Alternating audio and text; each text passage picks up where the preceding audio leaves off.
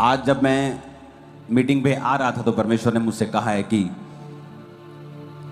अगर आप चर्च के कैमरा को मैं बोलूँगा दिखाएं, अगर आप चर्च में देखें तो 90% लोग नीचे बैठते हैं यहाँ पे, आप देखेंगे सब जगह।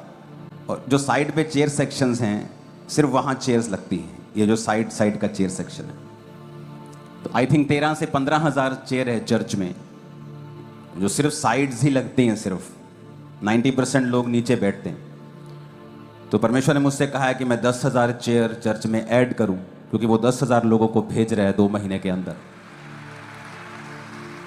तो चेयर से ही क्या लोग आएंगे? नहीं, एक्स्ट्रा प्लेस बनाकर मैं अपने फेथ को, अपने डेरे के पटों को चौड़ा करूंगा और परमेश्वर उसे भरेगा।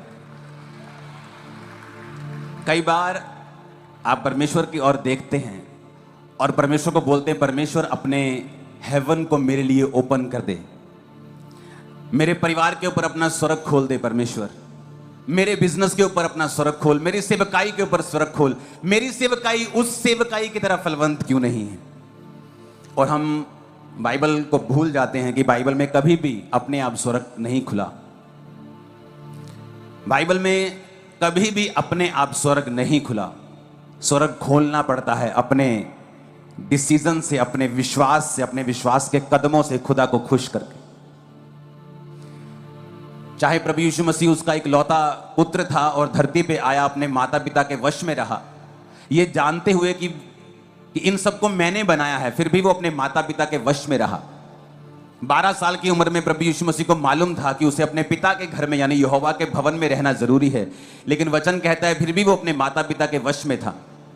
फिर भी हेवन ओपन नहीं हुआ, लेकिन बाइबल कहती है जब वो वचन को मानता ही चला गया और वचन को पूरा करता चला गया, और जिस दिन प्रभु यीशु मसीह ने बपतिस्मा लिया, लिखा स्वर्ग खुला और आसमान से कबूतर की नाई पवित्र आत्मा उतरा और आकाशवाणी हुई कि ये मेरा प्रिय बेटा है, मैं इससे बहुत खुश हूं।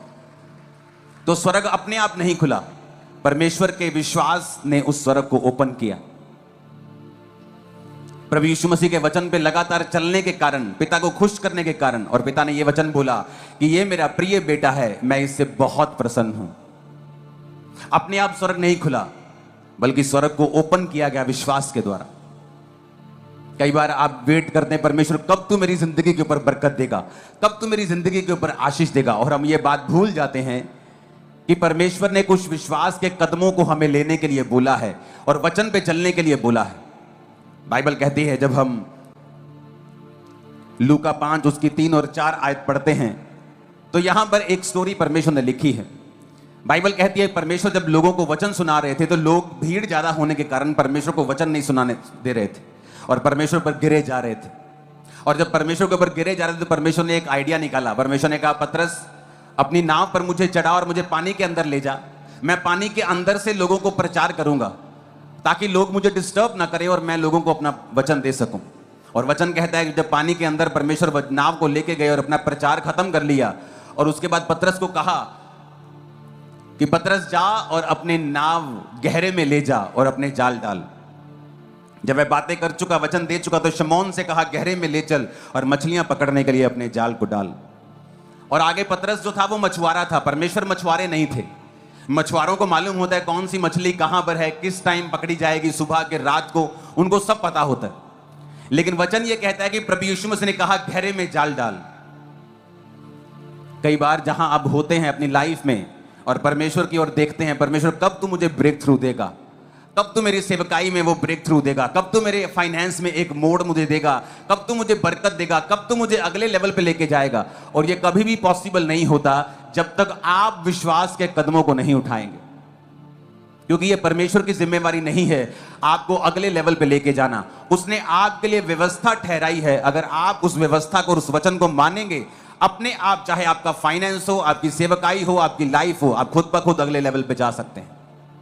वचन आपको ये ताकत देता है। इसलिए बाइबल में लिखा है, जब आप होशे 4 उसकी 6 आयत को पढ़ते हैं, कहता मेरी ज्ञान न होने की वजह से मेरी प्रजा नष्ट हो गई, तूने मेरे ज्ञान को तुच्छ जाना, इसलिए मैंने तुझे अपना याजक रहने के लिए मैं अयोग्य ठहराऊंगा। परमेश्वर कहता शैतान की वजह से प्रजा नाश नहीं हो रही। आज लोगों की जिंदगी से शैतान जाता नहीं।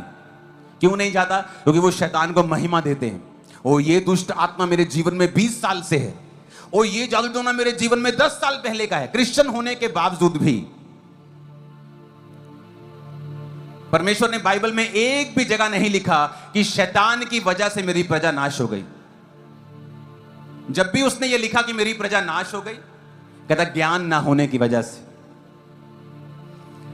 वचन में लिखा है कि धार्मिकता के लिए मन से विश्वास किया जाता है और उद्धार के लिए मुंह से अंगीकार किया जाता है।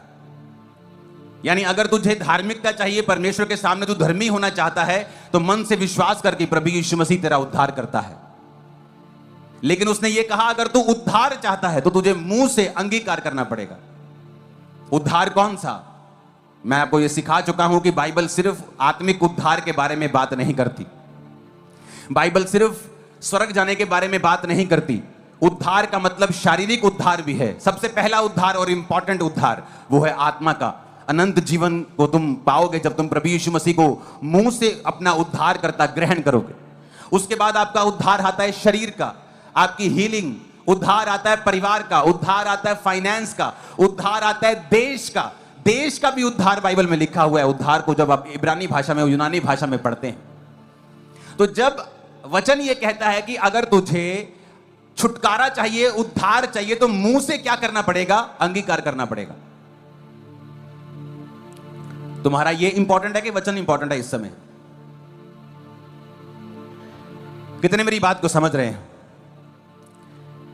तो अगर तुम ये अंगीकार कर रहे हो कि ये दुष्ट आत्मा मेरे जीवन में 35 साल से है, तो तुम अंगीकार कर रहे हो। अगर अंगीकार करने से तुम्हारी हीलिंग हो सकती है, तो अंगीकार करने से शैतान भी तुम्हारी जिंदगी में आ सकता है। अगर अंगीकार करने से तुम्हारे जीवन में छुटकारा आ सकता है, तो अंगीकार करने से तुम्हारी जिंदगी में बंधन भी आ सकते हैं।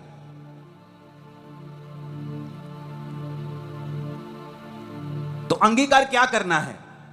वो जो तुम देख रहे हो, इसलिए आदम और हवा बेवकूफ बन गए। शैतान ने कहा देखो, उन्होंने अपनी आंखों से देखा, फल वाकई में बहुत सुंदर था खाने के लिए। या वो ये सोचते कि परमेश्वर ने हमें क्या कहा है, जो हमें परमेश्वर ने कहा है वो सच है, जो हम देख रहे हैं, जो दिखाया जा रहा है, जो हम फील कर रहे हैं, वो गलत है। क्योंकि फीलिंग्स हमेशा शैतानी होती, शारीरिक होती, परमेश्वर की ओर जाने से रोकती हैं। जो फीलिंग्स होती हैं, भावनाएं होती हैं। इसलिए बाइबल कहती है हर एक भावना को वचन से कैद करके ही तुम परमेश्वर में गहरे में जा सकते हो। जब परमेश्वर ने कहा पतरस गहरे में जा, तो परमेश्वर आपसे भी बात कर रहा है कि अगर तू ज्ञान की गहराई में जाएगा तो मैं तुझे वो आशीष दूंगा जो नॉर्मल नहीं होगी।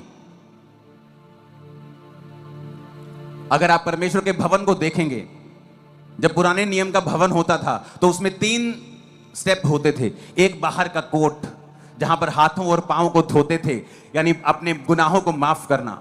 फिर अंदर का पवित्र स्थान, अंदर के पवित्र स्थान के बाद तीसरी फोटो आती थी, तीसरी जगह आती थी परम पवित्र स्थान। जो परम पवित्र स्थान आप अपनी स्क्रीन के सज्जे हाथ देख रहे हो, इस वाचा के संदूक में परमेश्वर ने मन्ना रखने को भी बोला था। लेकिन अगर आप उससे पीछे की जगह पे जाओगे तो वहां भेंट की रोटियां पड़ी होती थी पवित्र स्थान में। तो 2 तरह का खाना पड़ा है, एक रोटी पड़ी है और अंदर एक मन्ना पड़ा है। रोटी जानी जो आपने बनाई है, मन्ना जानी जो परमेश्वर ने बरसाया है। एक क्रिश्चियन 2 तरह की जिंदगी जी सकता है।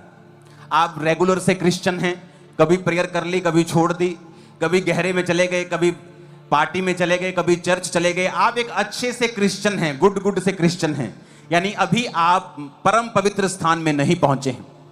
परम पवित्र स्थान में जो चीज थी वो मन्ना था। वो मन्ना जो खुद परमेश्वर ने आपके लिए रखा था, जो परमेश्वर बरसाता था इजराइलियों के लिए, वो डायरेक्ट जो हेवन से आता था, उसे इंसान पैदा नहीं कर सकता था। कई बार आप अपनी लाइफ में देखते हो और बोलते हो परमेश्वर मुझे वो चाहिए जो किसी के पास नहीं हो, मुझे ऐसी बरकत चाहिए जो मेरे परिवार में कभी नहीं आई, मुझे ऐसे गरीबी के बंधन तोड़ने हैं जो मेरे परिवार ने कभी नहीं देखे टूटे हुए। अगर आपको ऐसी लाइफ चाहिए तो आपको परम पवित्र स्थान में जाना पड़ेगा। आप पवित्र स्थान तक जाकर गुड क्रिश्चियन बनकर उस स्थान पे नहीं पहुंच सकते। आपको बेस्ट क्रिश्चियन बनना पड़ेगा, अपना बेस्ट परमेश्वर को देना पड़ेगा। और बाइबल क्या कहती है? वहां पर जब जाया जाता था, इब्रानियों 9 जब आप पढ़ते हैं 1 से 4 और 6 से 8, मैं 6 से 8 पढ़ूंगा। ये वस्तुएं इस रीति से तैयार हो चुकी, उस पहले तंबू में याजक हर समय प्रवेश करके सेवा के कार्य संपन्न करते हैं, परंतु दूसरे में यानी परम पवित्र स्थान में केवल महायाजक वर्ष भर में एक ही बार जाता है और बिना लहू लिए नहीं जाता। जो परम पवित्र स्थान होता था वहां महायाजक साल में एक बार ही जाता था और लहू लिए बिना नहीं जाता था। लेकिन अब वचन क्या कहता है कि प्रभु यीशु मसीह तुम्हारा कौन है? महायाजक, जिसने एक ही बार अपने लहू को बहाकर तुम्हारे लिए रास्तों को खोल दिया है कि तुम उस मन्ना को यानी अपने लिए बेस्ट लाइफ को हर टाइम परमेश्वर से पा सको। परमेश्वर ने तुम्हारे रास्ते ओपन कर दिए। मैं फिर से समझाता हूं, पुराने नियम में महायाजक परम पवित्र स्थान में साल में एक बार जाते थे और लहू लेके बकरे का जाते थे और लोगों की माफी के लिए प्रार्थना करते थे। लेकिन जब प्रभु यीशु मसीह मारे गए और जब मरियम उसे टच कर रही थी, परमेश्वर ने कहा मैं पिता के पास नहीं कि अभी मुझे मत छू। तो परमेश्वर के कहने का मतलब यह था कि मैं महायाजक के रूप में पिता के पास जाऊंगा, बैलों और बकरों के लहू को लेके नहीं, अपने लहू को लेके। क्यों? ताकि उस परम पवित्र स्थान तक जहां तक कभी भी आम लोगों की पहुंच नहीं होती थी और उस तरह की बेस्ट लाइफ जो परमेश्वर ने आपके लिए रखी आप कभी नहीं पा सकते थे, अब जो आपके हाथों में लहू है, जब आप उसको पीते हैं और खाते हैं, इसका मतलब है आप उस लेवल तक जा सकते हैं जहां आप पहले नहीं जा सकते थे। आप अपनी लाइफ का बेस्ट हासिल कर सकते हैं, जहां आप कभी इमेजिन नहीं कर सकते थे वहां पहुंच सकते हैं। लेकिन उसके लिए हमें गहरे में जाना पड़ेगा। आज वो क्रिश्चियन भी हमारे बीच में मौजूद हैं जो अच्छी मसीही लाइफ जीते हैं, बैलेंस इधर भी संसार के साथ भी और दुनिया के साथ भी। लेकिन ऐसी क्रिश्चियन लाइफ जो 100% फ्रूटफुल है, जो फ्रीडम की ओर लेके जाती है, जो छुटकारे की ओर लेके जाती है, बड़ा छुटकारा आपके परिवार का, लाइफ का, फाइनेंस का, मिनिस्ट्री के फाइनेंस में, वो पॉसिबल नहीं है अगर आप गहराई तक नहीं जाएंगे, अगर आप उस मन्ने तक नहीं पहुंचेंगे जो परमेश्वर आपके लिए बरसाता है। और उस गहराई तक जाने के लिए आपको सेक्रीफाइस करने पड़ेंगे बहुत सारे। आप वो नहीं कर सकते जो लोग कर सकते हैं।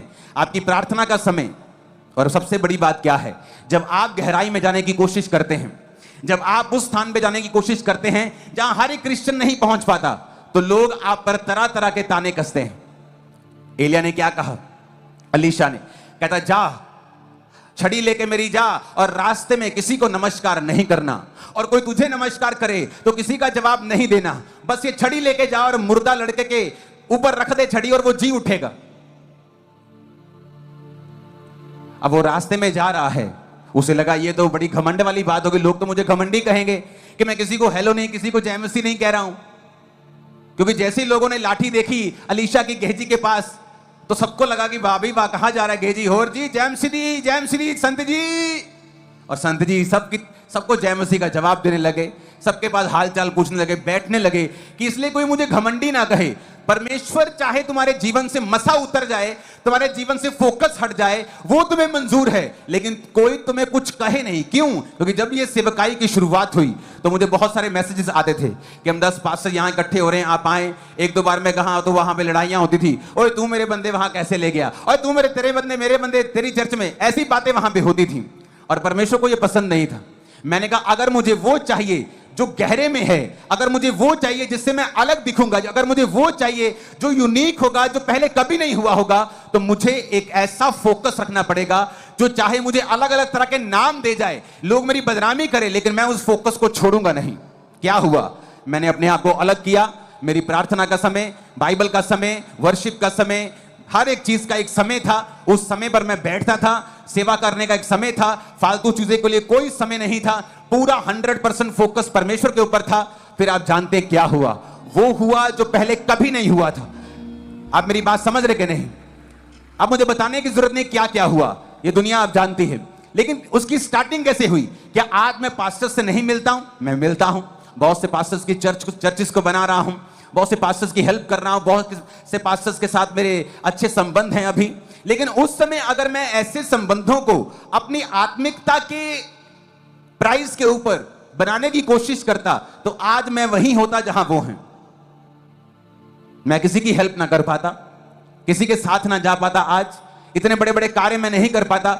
तो कई बार जब परमेश्वर आपको फोकस रखने के लिए बोलता है तो लोग आपको बोलेंगे, ले अभी तू तो हूं लागी हो गया, तू आंदा ही नहीं। आपके दोस्त आपसे नाराज होंगे, आपका परिवार नाराज होगा, आपके रिश्तेदार नाराज होंगे। पर आपको यह डिसाइड करना है कि आपको क्या वो चाहिए, कि जो बंधन आपके परिवार में सालों से है, जो गरीबी का, जो बीमारी आपको सालों से नहीं छोड़ के जा रही, क्या वो रिश्तेदार, क्या वो दोस्त आपको उस बीमारी से आजाद कर सकते हैं? नहीं। क्या वो आपको छुटकारा दे सकते हैं? नहीं। तो फिर क्यों उन लोगों की परवाह करना, और क्यों नहीं अपने फोकस को 100% लगा के रखना? जब गेहजी को पसंद तो नहीं आया कि यार सभी को जय मसीह नहीं बोलूंगा, सबको ये बोलूंगा नहीं, तो लोग तो नाराज हो जाएंगे। लेकिन जब लोगों को खुश करता करता नीचे लड़के के पास पहुंचा तो कोई रिजल्ट नहीं था।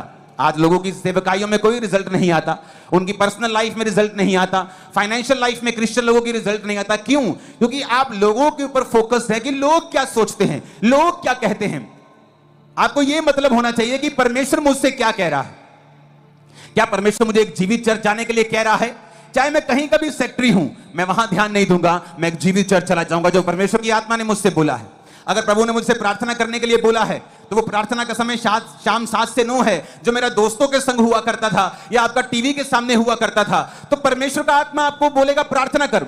जब आप वो समय प्रार्थना में लगा देंगे, फिर आप ये साबित करेंगे कि आप गहरे में जा रहे हैं। और जब आप गहरे में जाएंगे, फिर इतनी मछलियां होंगी, इतनी बरकत होगी कि आपको लोगों को इनवाइट करना पड़ेगा अपनी ब्लेसिंग्स में। जिस तरह पतरस ने अपने दोस्तों को इनवाइट किया कि आ जाओ, इतनी मछलियां कि मेरी नाव टूटने लगी, भरने लगी, जाल फटने लगे। और बाइबल कहती है जब दोस्त आए तो उनकी नावें भी भरकर डूबने लगी। अनबिलीवेबल, परमेश्वर ने उनको, वो बिलीव नहीं कर पा रहे थे, अनबिलीवेबल था कि इतनी मछलियां, कि वो मछुआरा जिसने सारी रात मेहनत करके एक मछली नहीं पकड़ी, अब उनकी नावें भर रही हैं, डूब रही हैं, जाल फट रहे हैं। ये पॉसिबल नहीं था केवल ज्ञान की वजह से। जब आपको ज्ञान होता है कि परमेश्वर मुझसे क्या कह रहा है, मुझे परमेश्वर की आवाज को सुनना है, मुझे परमेश्वर के वचन को फॉलो करना है, मुझे दुनिया को खुश नहीं करना है। क्योंकि जब आप दुनिया को खुश नहीं करेंगे तो दुनिया आपका अलग अलग नाम रखेगी, पर डोंट वरी, वो आपके जैसा कभी नहीं बन पाएगी। ऊपर जाता ही आपको हाईएस्ट लेवल पे जाता ही देखेगी। जो आपका नाम रखेंगे ना, आपको और दुगना और 10 गुना और 100 गुना और 1000 गुना बढ़ता हुआ भी देखेंगे यीशु मसीह के नाम। आमीन। मेरे को खड़कने वाला चाहिए जरा। Hallelujah, hallelujah. आप मेरी बात को समझ रहे कि नहीं? ये चीजें हैं जो आपको सुननी है और माननी है। क्योंकि आसमान अपने आप कभी नहीं खुलेगा। आप जितना समय तक वेट करते रहेंगे आसमान की ओर देखकर, आप बूढ़े हो जाएंगे, आपकी इंतजार खत्म नहीं होगा। क्योंकि आपको विश्वास के कदमों को उठाना होगा, आपको ऐसी प्रार्थनाओं को करना होगा, ऐसे बीजों को बोना होगा जो आपके फाइनेंशियल कर्सेस को खत्म कर सके। होता क्या है जब लाइफ में तंगी होती है, आप हमेशा यही सोचते हैं कि पैसा और आए तो मैं कुछ प्रभु के लिए बोऊं। लेकिन परमेश्वर कहता है तेरे हाथ में जो है, चाहे वो तंगी है, तुझे उसी में से बोना। अगर परमेश्वर सिखा रहा है तो बोना शुरू करो, क्योंकि वहां से जब तुम निकलोगे लाइफ में वो तंगी तुम कभी वापस नहीं देखोगे। एक बार मैं अपने ऑफिस में था, यह चर्च 7000 क्रॉस कर चुकी थी, पंजाब की सबसे बड़ी चर्च बन चुकी थी।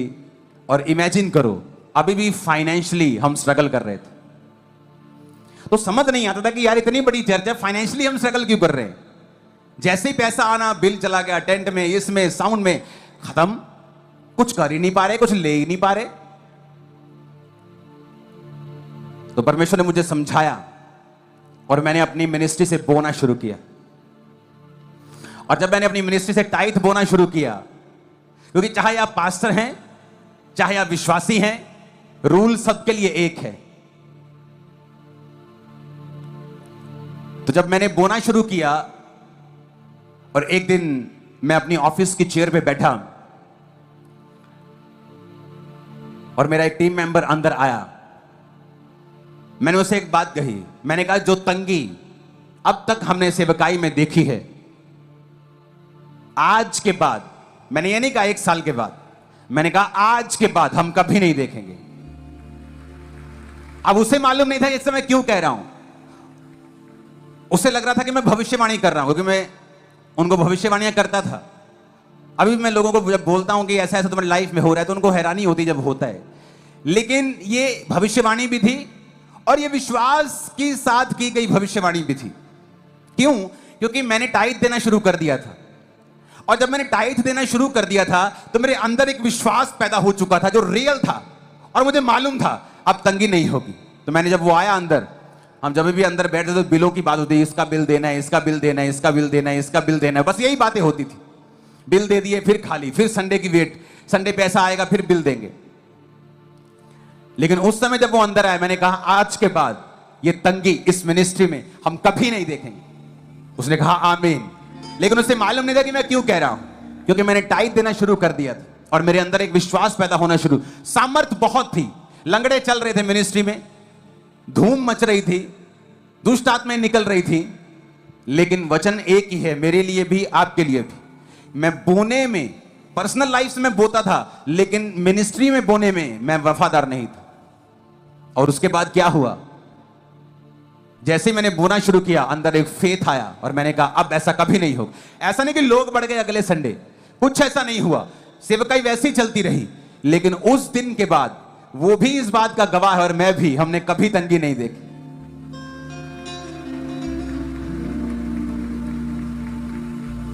और हमने ग्रो किया, जगहें ली, लैंड ली, बहुत कुछ किया।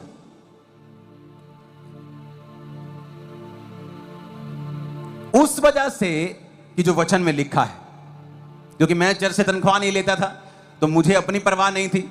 बहुत कम लोग फुल टाइम सेवा में थे उस समय टीम में, तो कोई तनख्वाहें भी इतनी ज्यादा नहीं थी, लेकिन तब भी बरकत नहीं थी, क्योंकि परमेश्वर का वचन हमें कहता है अगर हमें छुटकारा चाहिए तो हमें गहराई में जाना पड़ेगा, वचन की गहराई में जाना पड़ेगा, हमें और अधिक अंदर जाना पड़ेगा। दो तरह के क्रिश्चियन हैं, एक है बेबी क्रिश्चियन, बच्चे क्रिश्चियन, जिनकी आत्मिक जिंदगी बच्चे की तरह है, और एक है जो जवान हो चुके हैं। पौलुस बार बार यह कहता है कि जब तुम बच्चे हो, तुम्हें वचन के भेदों की समझ नहीं है, तुम्हें सिर्फ दूध पीना आता है, तुम अन्न नहीं खा सकते क्योंकि तुम उसे पचा नहीं सकते। अभी भी तुम स्ट्रगल करते हो, प्रार्थना छोड़ दी, प्रार्थना कर ली, कभी टाइथ दे दिया, कभी रह गया, कभी खर्चा आ गया, कभी रोजा रख लिया, कभी छोड़ दिया, कभी पाप कर लिया। परमेश्वर ने कहा अभी तुम बच्चे हो, क्योंकि जो बड़े हो गए हैं, जिनकी ज्ञान इंद्रियां अभ्यास करते करते पक्की हो गई हैं, जिन्हें पता है कि ये पाप है, व्यभिचार, शैतान तुम्हें कुछ भी कहे, कुछ भी तुम्हारे पास एक्सक्यूज हो, तुम्हें पता है वो पाप है और तुम वहां पे नहीं जाओगे, तुम बच जाओगे। तुम्हारी ज्ञान इंद्रियां अभ्यास करते करते पक्की हो गई हैं, इसका मतलब तुम जवान हो गए हो। गलातियां 4 उसकी 1 और 2 आयत में लिखा है, मैं कहता हूं कि वारिस जब तक बालक है, यद्यपि सब वस्तुओं का स्वामी है, परंतु उसमें और नौकर में कुछ भी भेद नहीं, परंतु पिता के ठहराए हुए समय तक संरक्षकों और प्रबंधकों के वश में रहता है। क्या कहा उसने कि वारिस जब तक बच्चा है, जब तक वो बालक है, कहता उसमें और नौकरों में कोई भी अंतर नहीं। तुम्हारे घर में तुम्हारे बच्चे हैं और तुम्हारे नौकर भी हैं। तुम्हारे बच्चे क्या करते हैं? सुबह उठते हैं, खाते हैं, पीते हैं, उनको तुम कपड़े देते हो, खाना देते हो, पढ़ाई करवाते हो, सुला देते हो। नौकर भी क्या करते हैं? सेम, उठते हैं, काम करते हैं, खाते हैं, पीते हैं, कपड़ा तुम देते हो, सो जाते हैं। तो परमेश्वर कहता है एक बालक में और एक नौकर में कुछ भी ज्यादा भेद नहीं है, फर्क नहीं है। यद्यपि वो बालक सब घर का स्वामी है, लेकिन उसमें और नौकर में अभी कोई भी अंतर नहीं है। जब तक एक बच्चा है, अगर आप फॉरेन में चले जाएं, एक बच्चे के माता पिता अगर मर जाएं तो सरकार संरक्षक और प्रबंधक ठहरा देती है उसकी लाइफ के ऊपर, कि जब तक ये बालिग नहीं हो जाता, अपना माइनस प्लस नहीं देख सकता, तब तक ये लोग इसकी रक्षा करेंगे। और जब ये बालिग हो जाएगा तब इसकी प्रॉपर्टी को बेचने का, खरीदने का, जब ये सियाना हो जाएगा, इसको हक होगा। क्या आप एक दूध पीते बच्चे को ऑफिस की चेयर दे सकते हो? उसको रजिस्ट्री पे साइन करवा सकते हो? उसे बता सकते हो? वो तो फिर ये वाली बात हो जाएगी जो आप अपनी स्क्रीन पे देखेंगे, हाँ, कि बच्चा दूध पी रहा है और साथ में साइन कर रहा है, अपनी ऑफिस पे बैठा है। ऐसा हो सकता है क्या? देखो स्क्रीन पे, हो सकता है ऐसा? अगली फोटो देखो, ऐसा क्या ऐसा हो सकता है कि आप दूध पी रहे हैं और साथ में आपने सूट वूट डाला और ऑफिस की चेयर पे बैठे साइन कर रहे हैं, और सारी टीम संभाल रहे हैं। क्या ऐसा हो सकता है? क्या ऐसा हो सकता है जो स्क्रीन पे देख रहे हो आप, कि आप मीटिंग ले रहे हैं अभी आपके, लेकिन दूध की बोतल आपके मुंह में ही है, लेकिन आप अपनी बाप के ऑफिस की मीटिंग, क्या ऐसा हो सकता है? सेम परमेश्वर आपको ऐसा ही देखता है। जब आप प्रभु से कहते हो मुझे बड़ा चर्च चाहिए, मुझे बड़ी बरकत चाहिए, मुझे बड़ी आशीष चाहिए, परमेश्वर कहता है आत्मा तुम्हें, बेटा तू बालक है, तू ये संभाल नहीं पाएगा अगर मैं तेरी लाइफ में इतना दे दूं तो, लेकिन अगर तू बड़ा हो जाएगा तो ये सब चीजें अपने आप बाप तेरे कंट्रोल में दे देगा और तुझे किसी चीज के लिए भीख मांगने की या रोने और चिल्लाने की जरूरत नहीं पड़ेगी। कितने मेरी बात को समझ रहे हैं? इस फोटो को देखो, क्या ऐसा हो सकता है? हां, दिखाते जाओ फोटोज। क्या ऐसा हो सकता है क्या?